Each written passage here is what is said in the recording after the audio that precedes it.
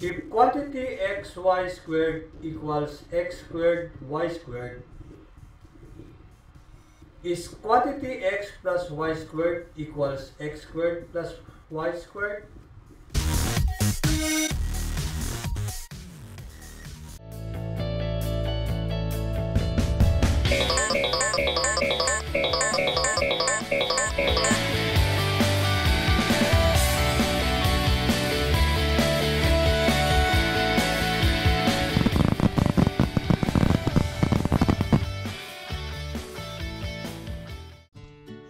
Welcome to Sir Dude's Classroom.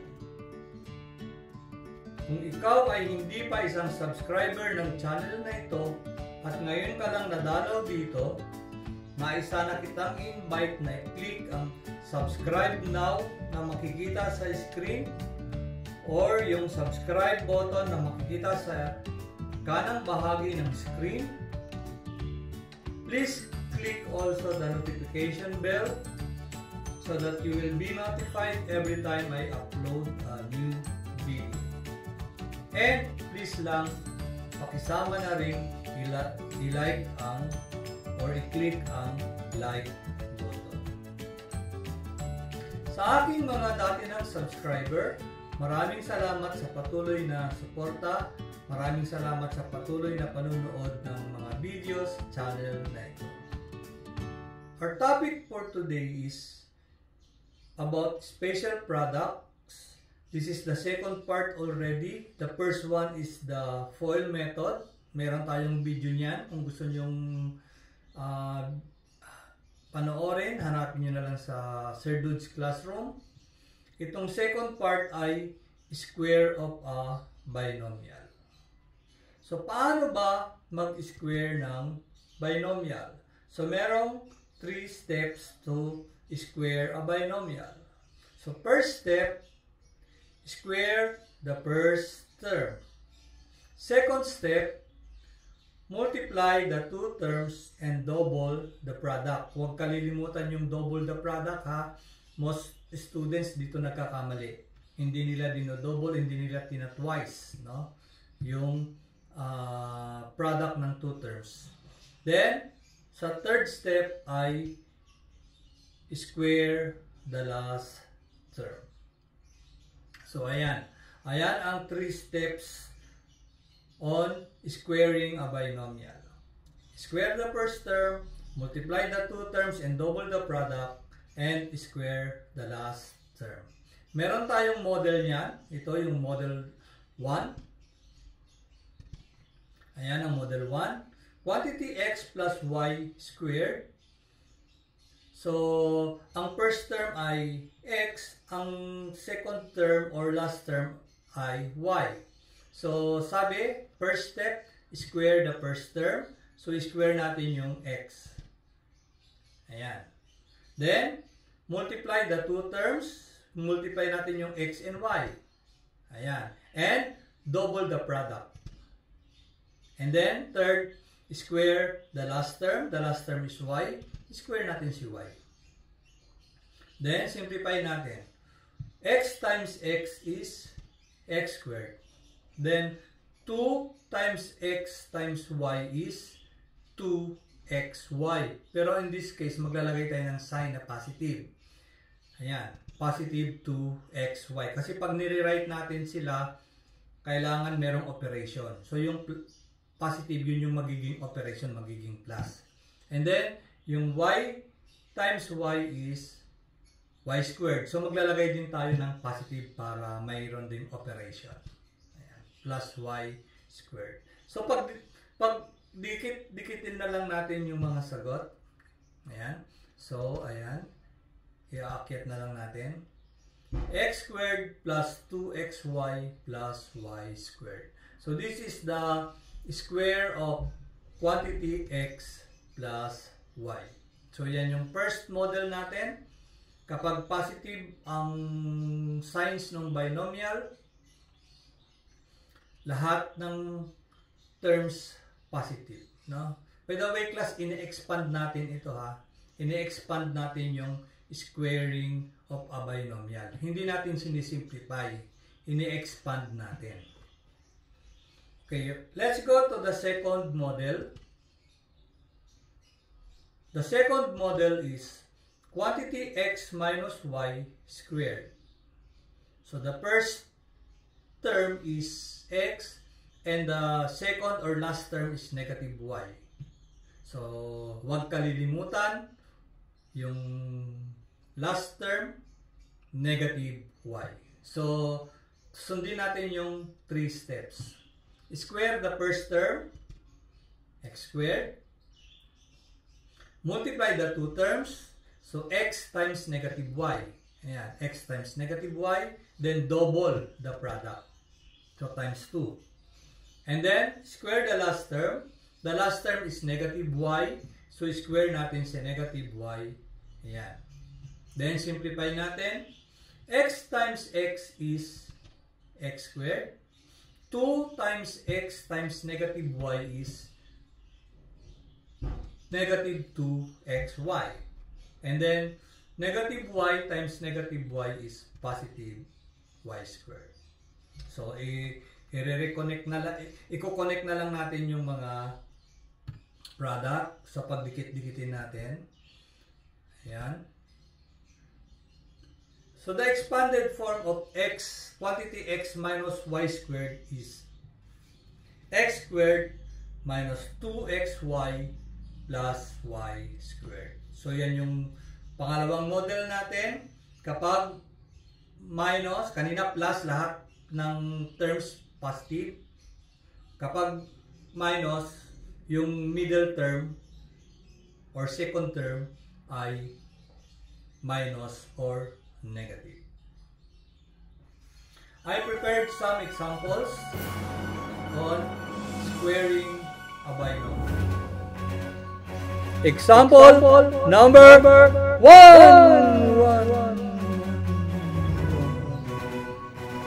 Quantity x plus y squared. So the first term is x, the second term is positive 8.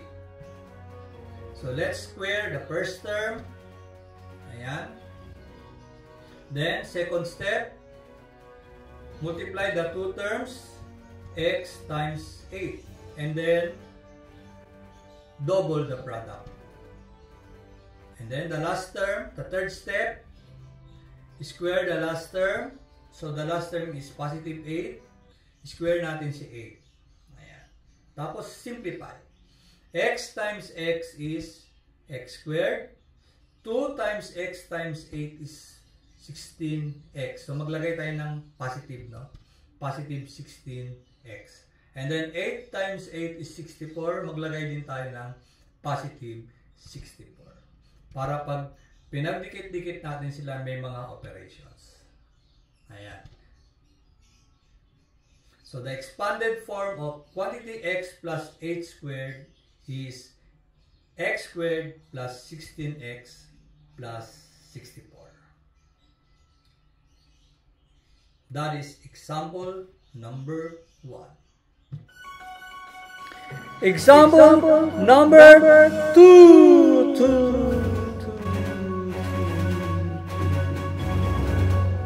Quantity x minus 7 squared.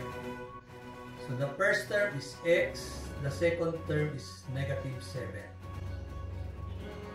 So, sundin natin yung 3 steps. First step, square the first term. So, square natin si x. Second step, multiply the two terms and double the product. So, x times negative y and then double the product. Square the last term. The last term is negative 7. So, negative 7 squared. Ayan, sisimplify na natin. X times x is x squared. 2 times x times negative 7 is negative 14x. And then negative 7 times negative 7 is positive 49. Ayan na yung mga initial na product. So, i-connect na lang natin. Pagdudugtong-dugtongin na lang natin. Ayan. So, the answer is x squared minus 14x plus 49. Example number 3.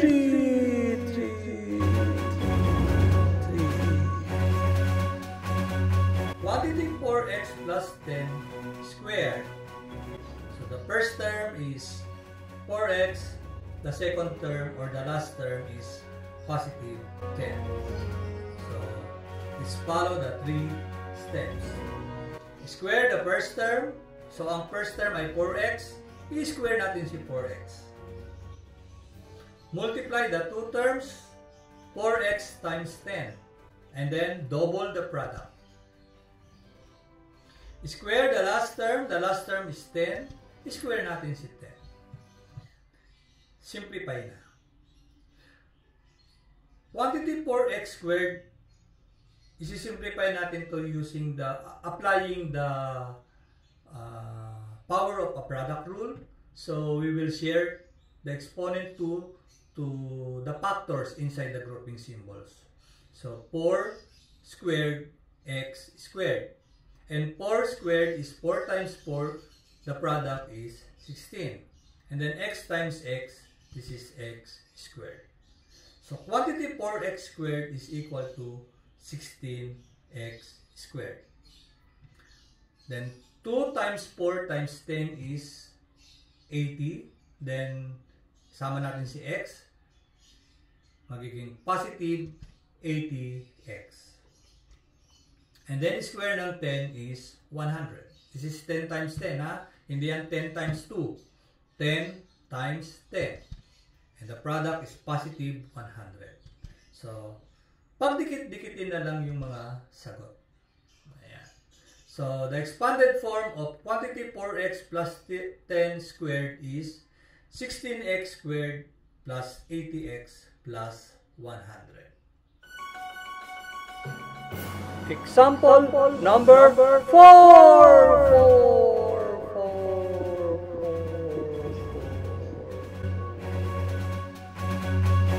Quantity 6x minus 5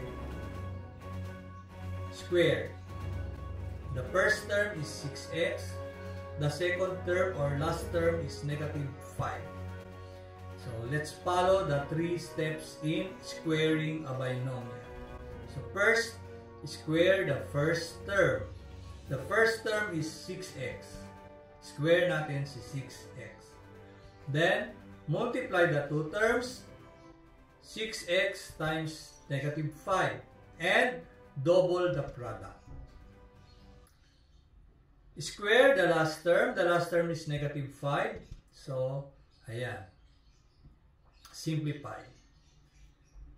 6x, quantity 6x squared is the same as 6x times 6x. And the product of this is 36x squared. Then 2 times 6x times negative 5 is negative 60x. And then negative 5 squared is negative 5 times negative 5, and that is positive 25. So, yan yung mga mini products. So, i-connect na lang natin. Pagdudugtong-dugtungin natin. Ayan. So, kasama yung signs, ha? Para maging operation. So, the expanded form of 6x minus 5 squared is 36x squared minus 60x plus 25. That is the final answer. Example number 5. Quantity 3x minus 9 squared. Dalawa na yung variables na involved, x and y. So the first term is 3x. The second or last term is negative 9y. So let's follow the steps. Square the first term. So the first term is 3x. Square 3x. Multiply the two terms. The first term is 3x, the second term or last term is negative 9y. So 3x times negative 9y. And don't forget to double the product. Laging times 2 yan. Constant yung 2. Hindi siya magbabago, ha? Kapag squared, laging may times 2 yan. Yung middle term. And then, square the last term. The last term is negative 9y. Square natin si negative 9y. Simplify na natin. 3x times 3x is 9x squared. Then 2 times 3 times negative 9 is negative 54. And then x times y is xy. Ayan. Third step, negative 9y times negative 9y. So, negative 9 times negative 9 is positive 81. And then y times y is y squared. So, i-connect na lang. I-connect ang mga sagot. So, the expanded form of quantity 3x minus 9y squared is 9x squared minus 54xy plus 81y squared. Yan yung final answer. Example number 6.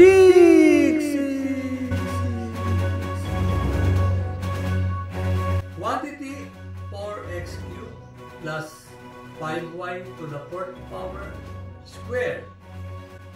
So the first term is 4x cubed. The second or last term is positive 5y to the 4th power.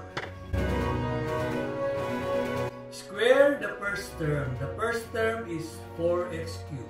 So square natin si 4x cubed. Multiply the two terms. So 4x cubed times 5y to the 4th power. Then double the product times 2. Square the last term. The last term is 5y to the 4th power. So, square natin si 5y to the 4th power. Simplify na yung mga initial na sagot. 4x cubed times 4x cubed. O kaya 4 times 4 is 16. Then x cubed squared. This is power of a power. Multiply the exponents. 3 times 2 is 6. So, this is x to the 6th power. Then 2 times 4 times 5 is 40. Ayan, may positive 40. Then x cubed times y to the 4th power is x cubed y to the 4th power. Then, yung quantity 5y to the 4th power squared, this is the same as 5y to the 4th power times 5y to the 4th power. 5 times 5 is positive 25. Then y to the 4th power squared, power of a power, 4 times 2, 8. So this is y to the 8th power. So, pag dugtong-dugtungin natin ang mga sagot, kasama yung mga signs, ayan. So the expanded form is 16x to the 6th power plus 40x cubed y to the 4th power plus 25y to the 8th power. So that is the final answer. Those are the examples of square of a binomial. So this time, meron tayong practice exercises. So pag na-flash na sa screen yung mga given, i-pause nyo yung video. And then, pag may sagot na, i-play nyo na para i-check yung mga words. Okay? So, ito yung practice exercises. Ayan. Expand the following binomials.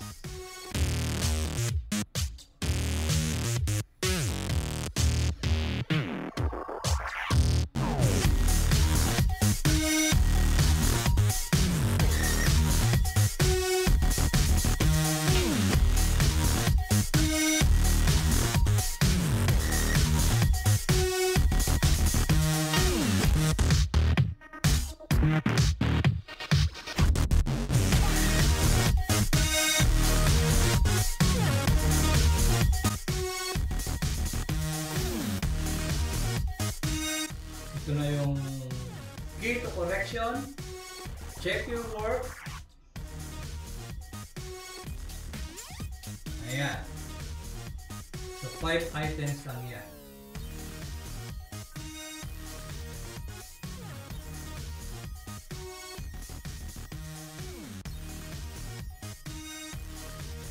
Okay.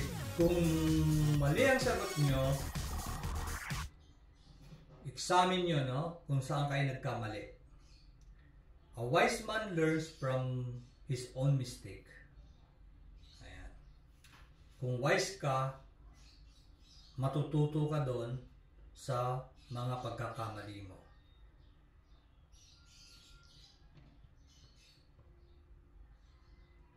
Ayan. So, thank you very much for watching this video.